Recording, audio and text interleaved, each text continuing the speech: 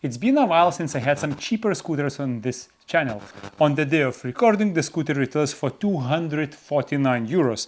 It has suspension in the front and suspension in the back. Double suspension for 249? Can this be true? Well, let's figure it out.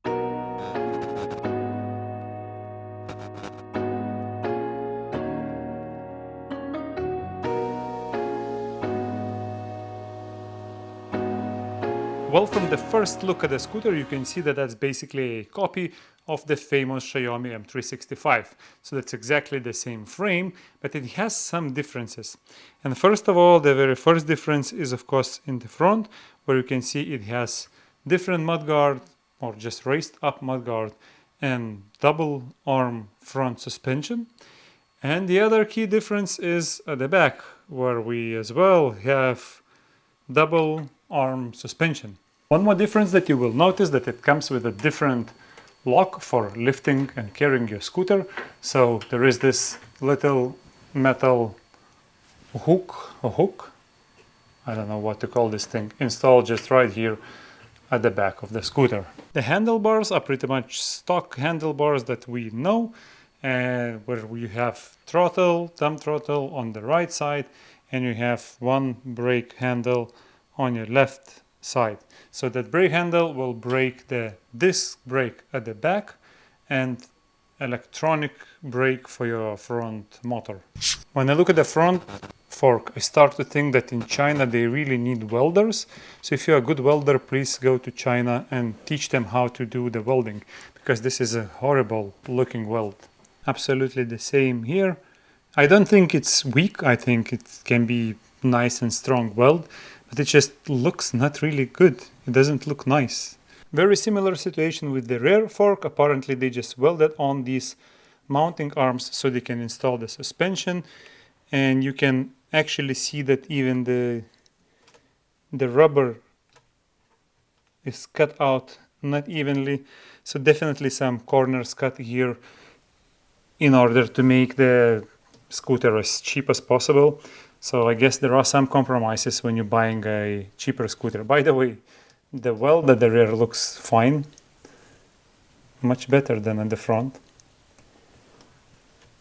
But what I noticed is that the rear mudguard came all shaking and it's not fixed here. I can't tighten it. I can't tighten the rear ones. This is completely loose and it won't tighten anymore. I guess we'll have to open the deck and find the screw or a nut from the other side, because I can't tighten this anymore, and I can't neither undo nor tighten this one, even though it's all moving and shaking. So when I noticed the loose mudguard, I started checking all of the screws on the scooter, and some of them are absolutely loose, as you can see. So when you buy it, please make sure that you at least somewhat tighten the screws and bolts, each and every one that you can find, if you can tighten them, because some of them are just spinning freely and they're not turning on the other side. If you see here, the nut is not turning.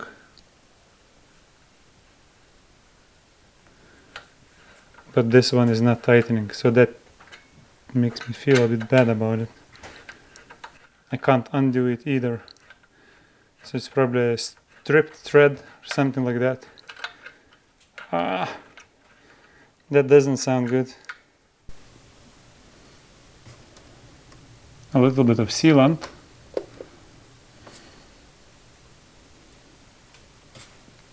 From the bottom is a fully sealed metal box, but I would probably try and reseal with the sealant if you're going to ride the scooter in the wet weather.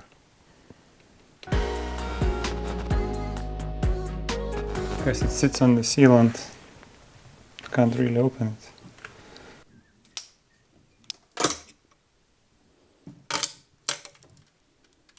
.4 amp hour battery pack, but this plate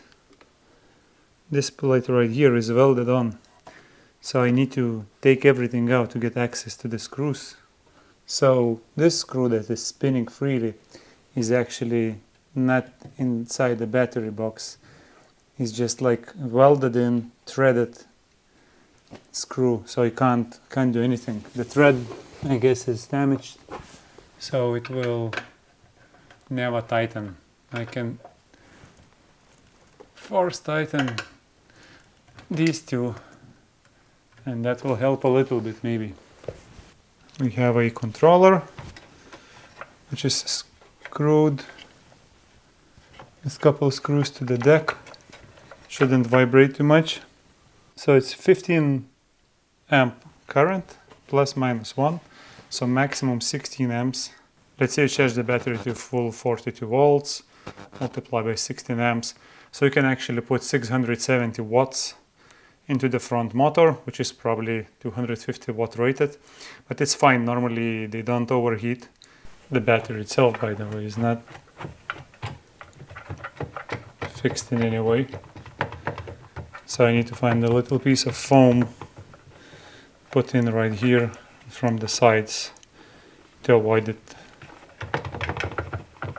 doing this.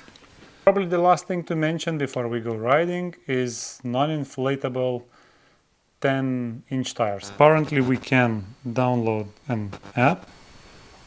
I guess we need to turn the scooter on. So we connected really quickly.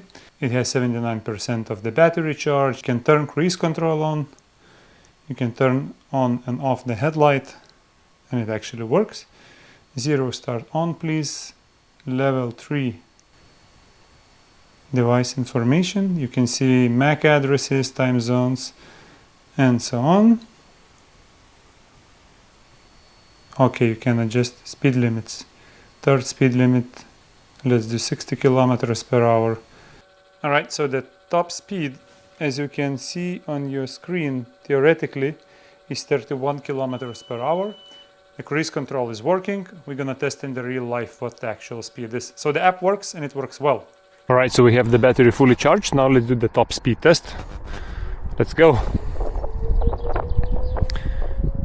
Acceleration is okay, I would say. It's as I would expect from a 36 volt scooter. Alright, so right now I'm doing this speed test, and I can see that the scooter can accelerate my 85 kilograms of weight to 26 kilometers per hour on the dashboard, and you see probably some similar or a different number on your screen, which is the GPS speed. GPS speed is more accurate than what we see on the dashboard, but maybe they match. Little do I know.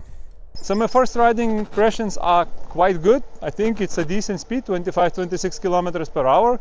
For this small scooter it actually feels quite fast because, yeah, it's tiny, and it also rolls on these non-inflatable tires. So one big difference is I think the suspension absorbs a little bit of bumps and vibrations.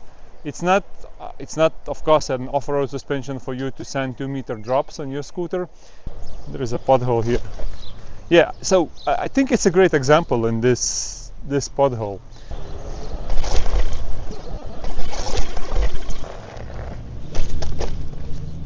I think the scooter, the suspension does quite an okay job at absorbing bumps.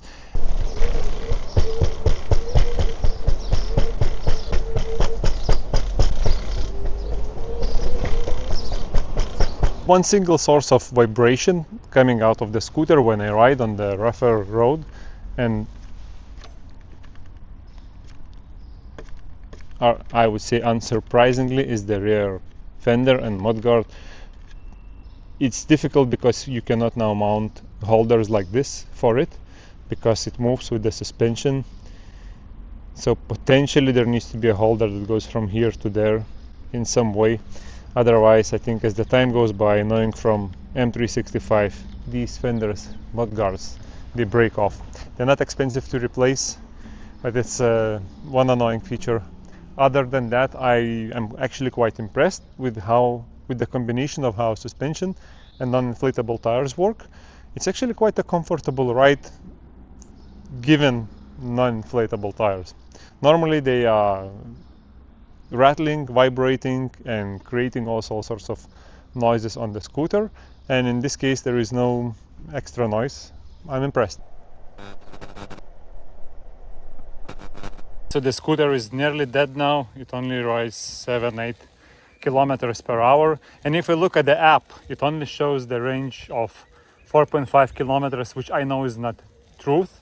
So I mapped out my route that I went for the range test, and it turns out to be around 14 kilometers.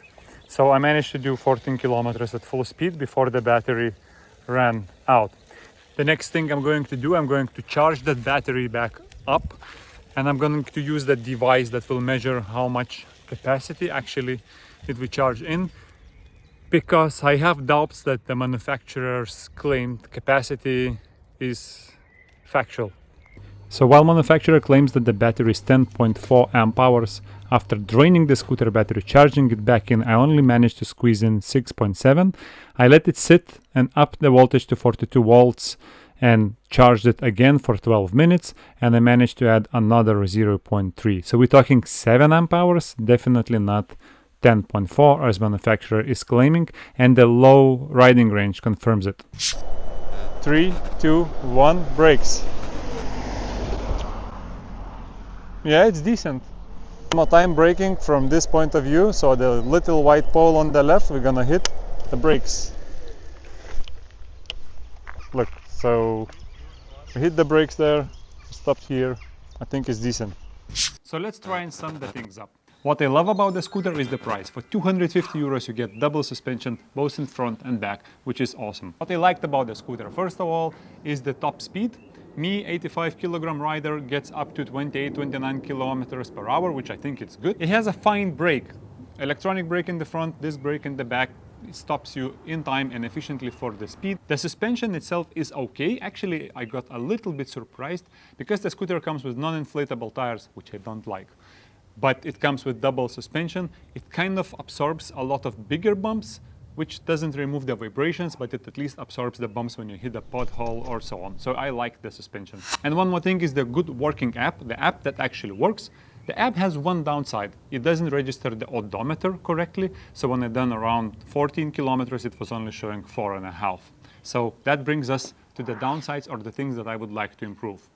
First of all, battery capacity is a lie. The manufacturer claims it's 10.4 amp hours. I only measure about 7, and the riding range was only around 14 kilometers. So, which kind of proves that it's only around 7 amp hour battery pack, which is a shame. And the second thing that needs to be improved is overall assembly and build quality. There are screws that don't tighten anymore. There are screws that were loose when I received the scooter. There are welds that look like made by some welding apprentice, and overall, you know, details are really missing. There is like silicone sealant filled in a massive quantity just to seal where the brake cable enters the deck and so on. So all in all, you have a budget scooter. If you're really on a tight budget and 14 kilometers is a good range for you, the scooter will bring you to work in an okay way. If you want something of a bit higher quality, most likely you will have to invest more money. In other words, you get what you're paying for.